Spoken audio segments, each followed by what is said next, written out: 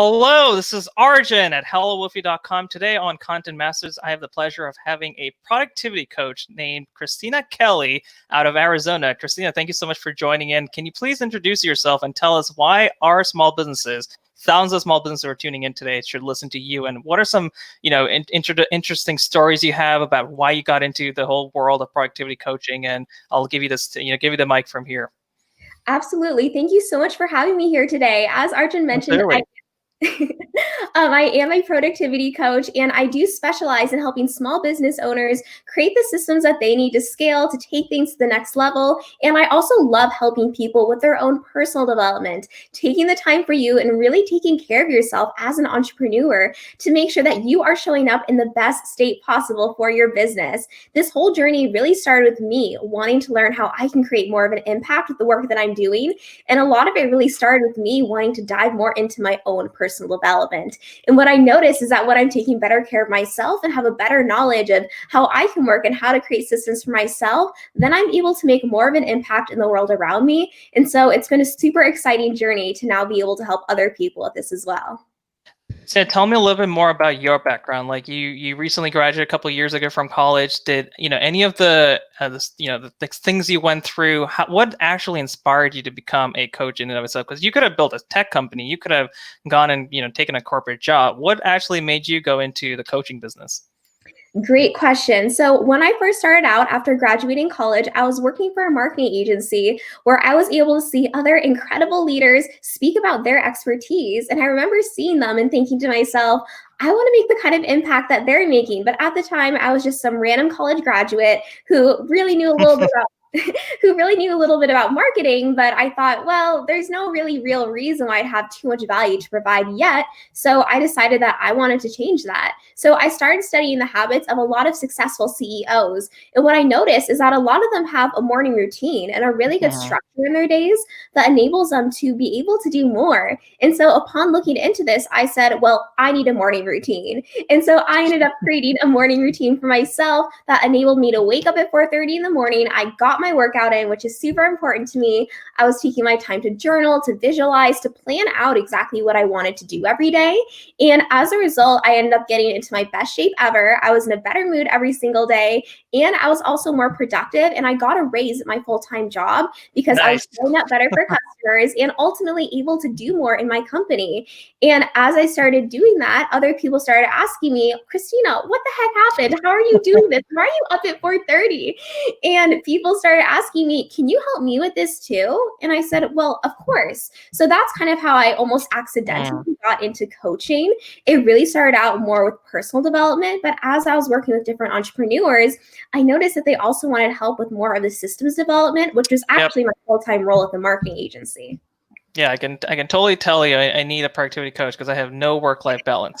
I'm spending way too much time on Clubhouse, and which is where we went. If you guys don't know about Clubhouse, definitely go to joinclubhouse.com. Get on the wait list. It is by far one of the most interesting social media networks of ours, in my lifetime at least. If you don't know about Clubhouse, it's basically an audio-only social media network. I don't know, Christina, how would you describe it? It's like a 24/7 conference that you just can't get away from, right? Exactly. A 24/7 conference where you honestly get to connect with some of the coolest people in the industry. You can be in a room and possibly hop onto a stage with people like Grant Cardone, who I know that Arjun has been able to speak before. For anybody who hops onto the app, you have to go and listen into the rooms that he goes into because he just has a ton of value to provide in there. And ladies and gentlemen, if you haven't followed Christina already on Instagram, I think I am Christina Kelly is pretty much across the board. And you also have your website at iamchristinakelly.com. So definitely follow her there. And we're going to be asking Christina a couple of lightning round questions at the end. But Christina, how is spirituality? I know we spoke about this briefly before. How is spirituality and just in general, that mindset, the power of mindset, how has that made you a better entrepreneur? And how has it made your clients a better entrepreneur or business owners, small business owners themselves? Oh my gosh, it makes all the difference for small business owners. And for a lot of small Hmm. business owners too, what I really want you to keep in mind is that the journey is truly never ending. I was Yep. actually just on a conversation with another friend of mine who's an entrepreneur right before this call. And I was telling her how I'm actually reaching new levels of growth within my business right now. Mm. And it's making me Awesome. thank you so much. I'm so excited. But with this, I have to step up in a new way within my Mm. business. The ways that I was acting before, the ways that sometimes I was a little bit more afraid of confrontation, that's not going to work now with the new level of people who I'm working with. And so, Yeah. something that I always want to suggest to people is even if you're a business owner and you feel like your mindset is good right now, like you're Mm. doing pretty well, keep in mind that that's awesome. But you always want to be looking for that next level. And a lot of this really begins with the morning routine, with setting Mm. those intentions at the start of your day. How do I want to feel? How do I want to show up? Visualize, how do I want my life to look, and get excited about it too, because it can be so easy to get down about the little things that happen in our day.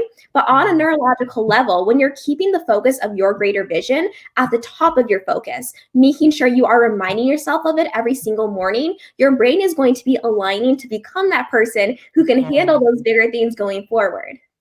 It's so funny. I was just talking to a client yesterday, and she ended up investing in our crowdfunding campaign. And she was talking about the law of attraction. She was talking about horoscopes, and the zodiac signs. And she was doing research about combining all of that together. I know my mom was very much into zodiacs and horoscopes and things like that. So it is interesting. It's not hocus pocus by any means, but when you can take the best of all of the world, different individual things you end up learning, I think you become a better person. If you're open minded, I think it's a lot more about the mindset at the end of the day. I So completely. Christina, I know you have a presentation that you wanted to share with us. I'm going to pull it up right now, but make sure everyone you follow Christina at I am Christina Kelly on Instagram, on our website iamchristinakelly.com as well. But Christina, let's talk about this presentation you put together to help our small businesses. Of course, you talked about who you are, but what's the agenda? Absolutely. So we're keeping it really nice and simple here. I'm just going over the basic fundamental concepts that I think are super helpful for any small business owner. And the first thing that we're really going to talk about here is the most effective way to set goals. I Mm. know a lot of us like to set goals, and if you're a business owner, you've probably achieved quite a few of them, which is awesome. But there's actually a proven way to actually set goals that are more likely to be able to be hit, which is awesome. Mm. So we're going to dive into exactly what that is.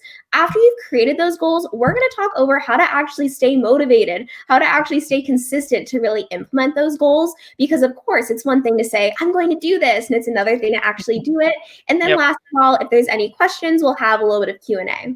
Gotcha. All right, so let's go to the first screen and let's talk to me about those goals, the acronym SMART itself. Absolutely. So I know some people may have heard about this before, but SMART stands for specific, measurable, Mm. attainable, relevant, and time bound.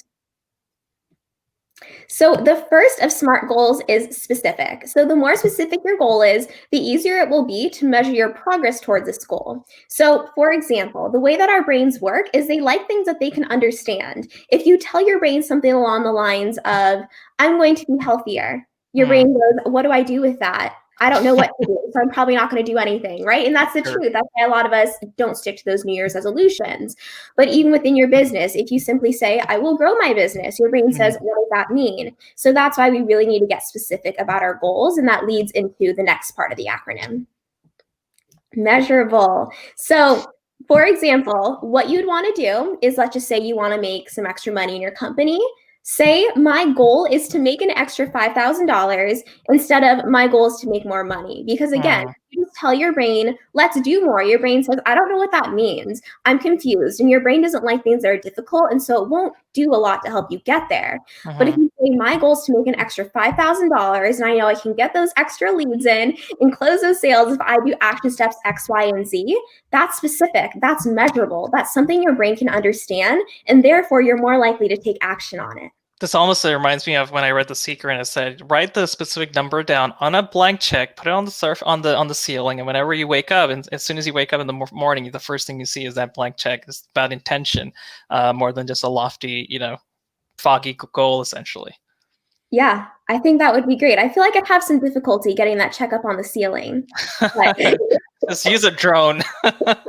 there we go. I'll just go get a drone now. But Yes. All right, let's talk about attainable. What does attainable mean to you? Absolutely. So attainable means a goal that is big enough to scare you, but not so big that it's completely unrealistic. Mm, Something that I think a lot of business owners do is they set these really big goals for themselves, but it's maybe something that isn't completely possible for them to mm, attain. And when they're not able to hit it, they get super discouraged and they wonder, am I not motivated enough? Am I not smart enough? But that's not the case at all. It's just that you set an ineffective goal. So, mm, for an example of this, let's just say that you want to start a YouTube channel to really grow your online platform. It might be unattainable for you to say, I'm going to get 1 million subscribers in 1 month. mm, Maybe you can do that. But if you say you're going to do that and you don't hit that, you're going to be disappointed. Instead, you could say something more so along the lines of, depending on your experience, I want for my first video to get 500 views. mm. That's something that is more attainable, might still challenge you, but you can hit that. And then, therefore, when you hit that, your brain is going to be interpreting that as, oh, I'm capable in this area. This makes me feel good. And when your brain says, I'm capable, I feel good about this, you'll be more encouraged to continue to work on that. Self-encouragement. You're your greatest enemy and your greatest friend at the same time. So I totally agree about having real measurable goals at the same time. Absolutely. And this last part here is relevant. So just make Mhm, sure that whatever goal you're setting for yourself is relevant to whatever you're working on. So, for example, let's just say that your social media account is all about marketing, right? You're a marketing coach, but you decide you want to start a YouTube channel for makeup, and that's going to mhm. take you an extra 20 hours a week.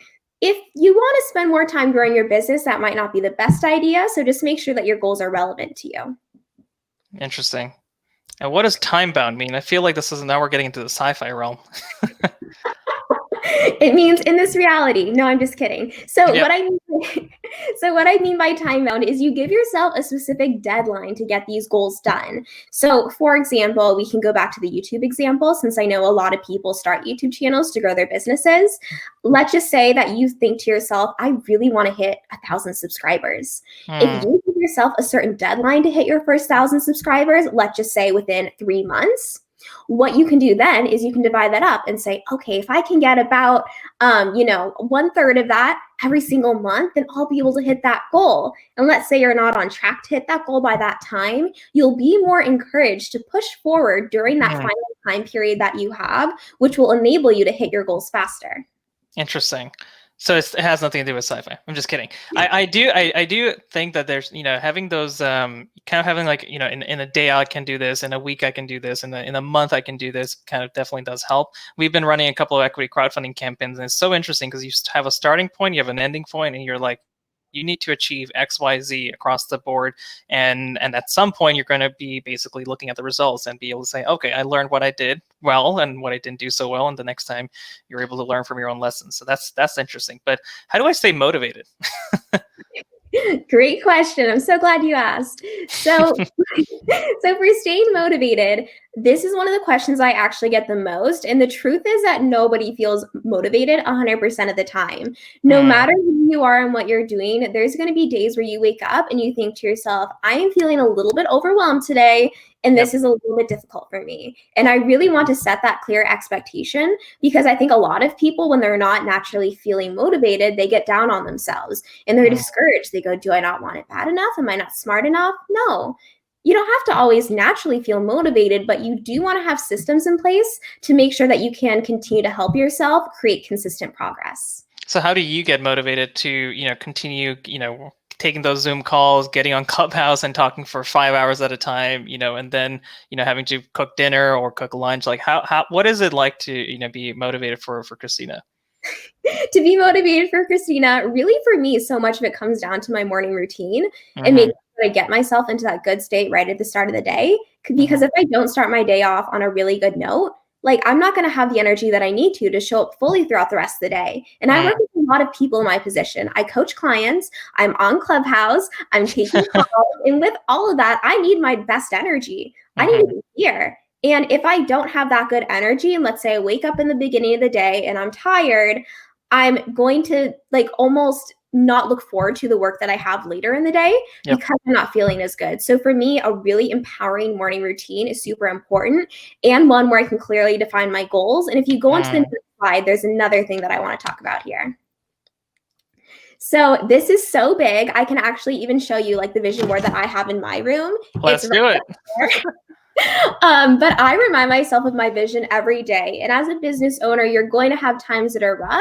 But when you remind yourself of your vision and of your deeper why, then you're going to be motivated to push through. And with this as well, with your business, it's not just about you. Yeah, you're the one leading it, but who are you impacting? Who needs you today? Think about, like, seriously though, like, take yourself out of it sometimes. Like, I do that all the time. When I'm tired, I think, no, Christina, but this client, like, they need you. So, yeah. And that's really what's helped me to stay motivated. Do you feel that empathy and being eco-driven helps you on the business side for one thing, but on the personal side as well? Yeah. Oh, absolutely. I can even think about times like with friends and with family, right? Which it all comes together. Where sometimes like maybe I'm tired and I'm like, I said I was going to hang out with that person tonight, but I kind of want to go to bed. And some nights I really need to go to bed. But there's other nights where I'm like, you know what, that girlfriend of mine, she really needed to talk tonight. And I know I love seeing her. And so I want to make sure that I can still show up fully for her.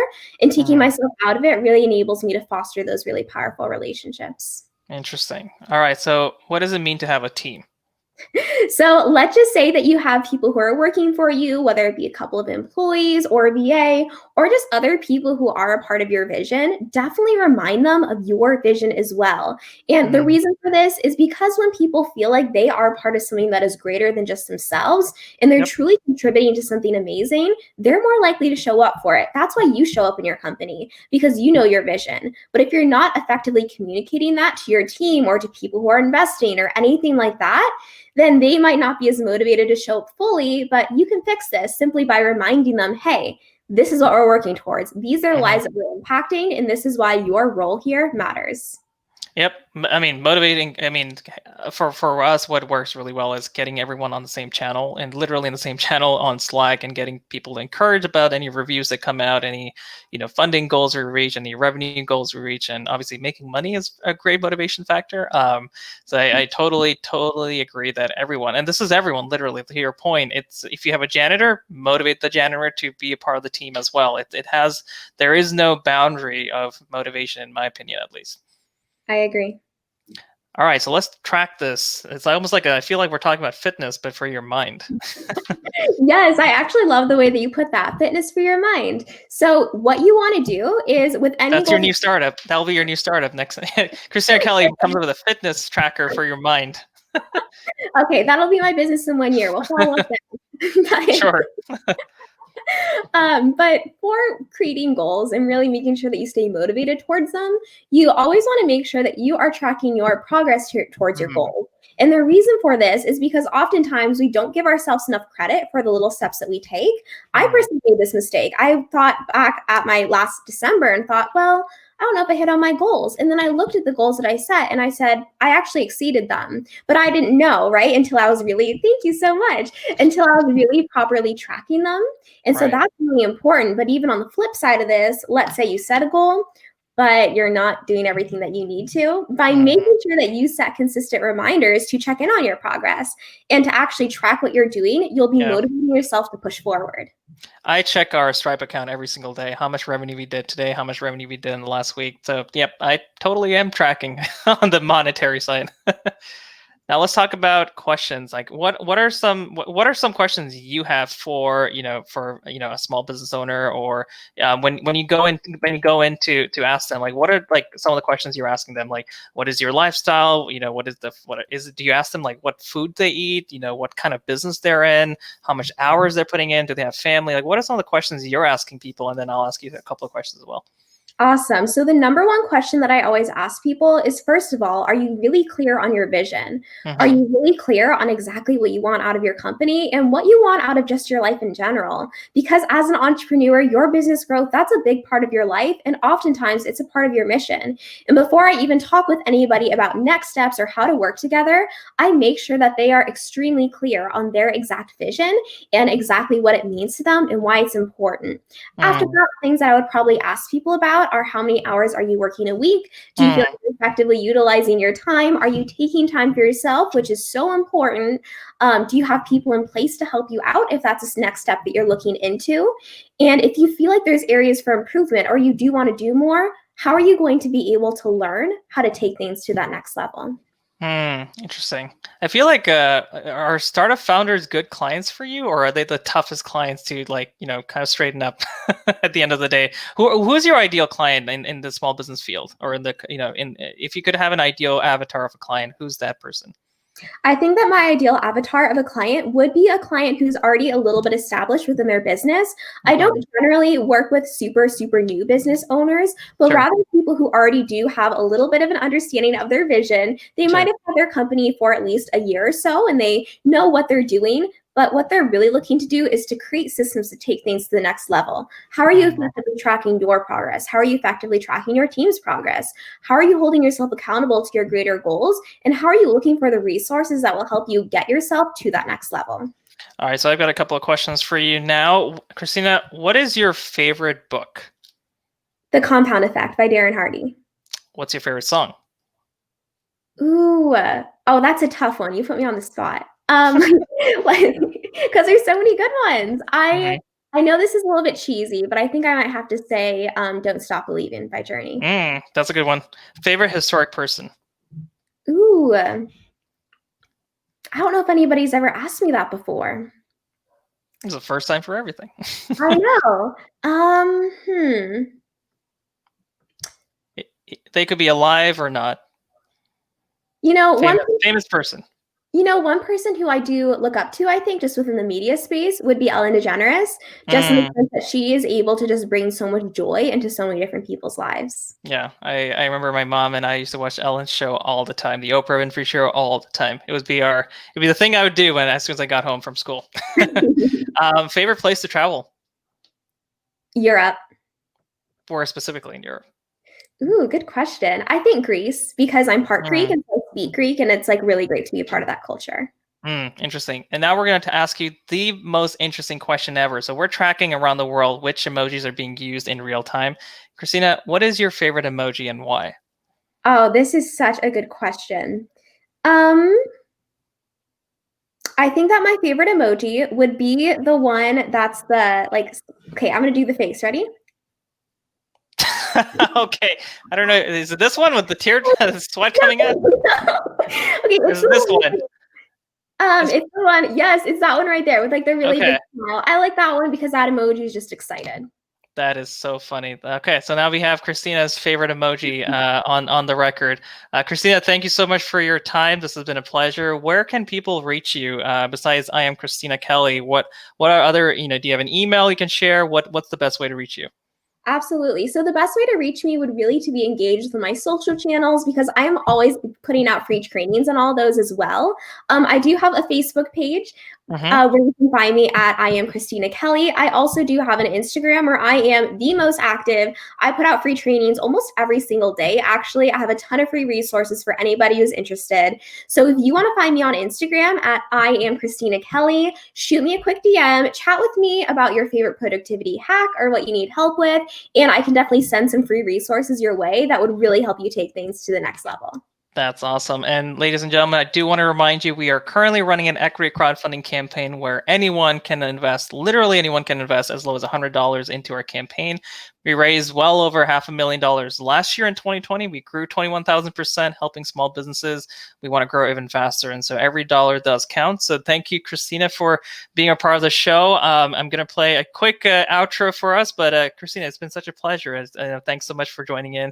And if there's any way we can help you, let us know as well. Our community loves helping small businesses all the time.